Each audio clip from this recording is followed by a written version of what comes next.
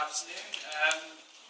Can I just say it's an incredible pleasure to be here amongst so many wonderful and esteemed individuals from this psychedelic community. I've been a sort of researcher in my spare time. I'm a teacher by profession, and my specialism is physics. Having said that, though, there are certain mergers between physics and consciousness studies and Eastern mysticism which need to be explored. And that's basically, that forms the basis of my work. Today's talk is going to be about dualism. Alright, so we're going to talk about the spectre of this perceptual separateness that we endure on a day-to-day basis, and how our dualistic frameworks undermine the true being and the true way of things. That's why I've called it a delinquent stream, and that I'm referring to the criminality of it. We're going to talk in short about these few points. I'll be introducing David Bohm as a physicist whom I really, really look up to. And his concept of wholeness and unfoldment as a principle that underlies all things, the fabric of reality.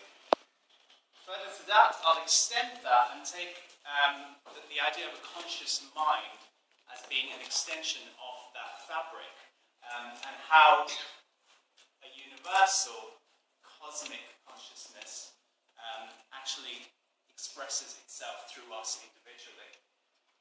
Furthermore, we'll be talking about swirls of reference, so self-referential patterns, self-referential networks, and this natural mirroring that we see in nature at all scales. We'll also be talking about the resulting dissolution of the ego. As a result of this cosmic self-identification, we identify ourselves as a universal being, thereby losing this attachment to our individual ego. I'll be injecting a bit of my quantum hypotheses into this, non-local consciousness and non-local communication as being the fundamental basis and an explanation for this cosmic mind. We'll discuss roughly what's wrong with science today and the dogmas that constrain scientific inquiry. Largely, I would say that science is headed in the right direction, but there are a few changes that can be made, and that will be summed up as a new paradigm in human thought and what we are clearly heading towards. Okay, so, moving on swiftly. David Bohm, in the 70s, came up with a bunch of incendiary papers, and he basically spoke about the universe as being a whole that is constituent within each individual part of the universe. Another way of phrasing this is saying the universe in an atom. You've essentially got a large-scale cosmic structure that is embedded or enfolded within each constituent part of the universe. This universe would look very different from the kind of models that we perceive today. We have networks, and we see mycelial networks, we see networks like the internet, which are highways or pathways of connectedness, and the universe looked at through these pathways of connectedness as a web of interconnected pathways is essentially the basis or the formulation for this. But we can also look back to Eastern mysticism, and Eastern mysticism sums up David Bohm's ideas in one statement: as above, so below. We are using, effectively, self-referential patterns. Patterns that manifest at different scales, but they are literally the same. It's kind of like a fractal, and I'm sure a lot of us are familiar with fractals. Broccoli is one such example. Trees, snowflakes, naturally occurring fractals, they are self-identical at different scales. You zoom into an image of one, and it's just going to look like the original image.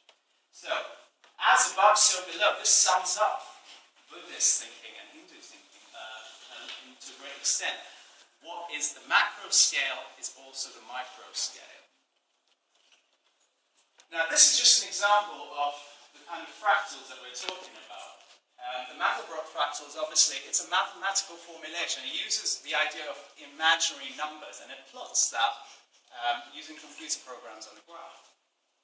What you do see though are patterns of self-identification, patterns repeating at all individual scales. And you can think of the universe as being this sort of pattern. You try to step outside of it and then you start zooming in. You're essentially going to see repetitive, recurring patterns. It's this constant mirroring at different scales. Now, Terence McKenna and Dennis McKenna came up with this theory. Okay, they called it the holographic mind. All right, and they were not the only originators of this theory. What they said was basically the universe or the brain even can be considered to follow this one formulation. Each part is the sum of all parts. Okay? And I think this fractal shows us that. Each part of the fractal is essentially the whole fractal itself. Now, why does the Bohm's theory of wholeness and this enfolding system wherein the whole is enfolded within each part, why is it so appealing? Why does it actually conjure up a very sort of intuitive sense of being? Well, the reason for that is it actually is validated by other theories within science, namely the holographic principle. The holographic principle talks along the lines that the universe itself is a projection, a hologram. And that hologram is a projection from another dimensional space into ours. So what we perceive is not a real substance per se, but it's more kind of like an interference pattern. If you understand how holograms work, you understand that they are essentially rays of light that are interfering with each other, creating a projection or a standing wave. Now, the holographic principle generally deals with that, and it also addresses the fact that holograms, if I take an actual hologram, a physical hologram, and I start breaking it in halves, and I break them, and I break them, and I break them, it could be a picture of a face, it could be a picture of a card, but no matter how many times I break it, each bit or each little part of that hologram will contain some semblance of the original image. The whole is embedded within each part. And that's true of any hologram, and that's actually the physical basis for trying to understand wholeness and enfoldment.